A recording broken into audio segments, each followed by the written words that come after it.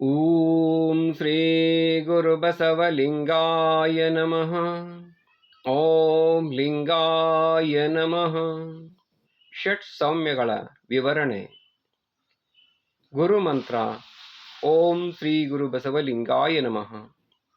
ದೇವರ ಮಂತ್ರ ಓಂ ಲಿಂಗಾಯ ನಮಃ.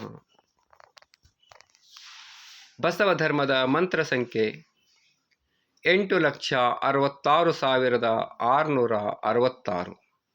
ಇದನ್ನು ಷಟ್ ಸೌಮ್ಯಗಳು ಎಂದು ಕರೆಯುತ್ತೇವೆ. ಷಟ್ ಸೌಮ್ಯಗಳ ಮೊದಲನೇ ಅಂಕೆ 8. 8 ಎಂದರೆ ಅಷ್ಟಾವರಣಗಳು. ಅಷ್ಟಾವರಣಗಳೆಂದರೆ ಗುರು, ಲಿಂಗ, ಜಂಗಮ, ವಿಭೂತಿ, ರುದ್ರಾಕ್ಷಿ, ಮಂತ್ರ, ಕರುಣೋದಕ, ಕರುಣಪ್ರಸಾದ. ಷಟ್ ಸೌಮ್ಯಗಳ ಎರಡನೇ ಅಂಕೆ 6. ಷಟಸ್ಥಲಗಳು.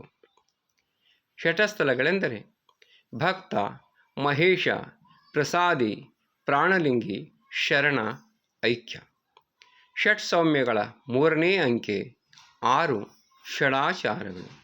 ಷಡಾಚಾರಗಳೆಂದರೆ ಬಸವಾಚಾರ, ಲಿಂಗಾಚಾರ, ಸದಾಚಾರ, ಶಿವಾಚಾರ, ಗಣಾಚಾರ, ಭೃತ್ಯಾಚಾರ. ಷಟ್ ಸೌಮ್ಯಗಳ ನಾಲ್ಕನೇ ಅಂಕೆ 6. ಷಟ್ ಸೂತ್ರಗಳು. ಷಟ್ ಸೂತ್ರಗಳೆಂದರೆ ನಮ್ಮ ಧರ್ಮಗುರು, ವಿಶ್ವಗುರು, ಮಂತ್ರಪುರುಷ ಬಸವಣ್ಣನವರು. ನಮ್ಮ ಧರ್ಮ ಸಂಹಿತೆ, ಸಮಾನತೆ ಸಾರುವ ವಚನ ಸಾಹಿತ್ಯ. ನಮ್ಮ ಧರ್ಮ ಲಾಂಛನ, ಸೃಷ್ಟಿಕರ್ತ ಲಿಂಗದೇವನ ಕುರುಹಾದ ಇಷ್ಟಲಿಂಗ. ನಮ್ಮ ಧರ್ಮಕ್ಷೇತ್ರ, ಗುರು ಬಸವಣ್ಣನವರ ಐಕ್ಯ ಕ್ಷೇತ್ರ ಕೂಡಲ ಸಂಗಮ, ಶರಣಭೂಮಿ ಬಸವ ಕಲ್ಯಾಣ, ತ್ಯಾಗಭೂಮಿ ಸುಕ್ಷೇತ್ರ ಉಳುವಿ.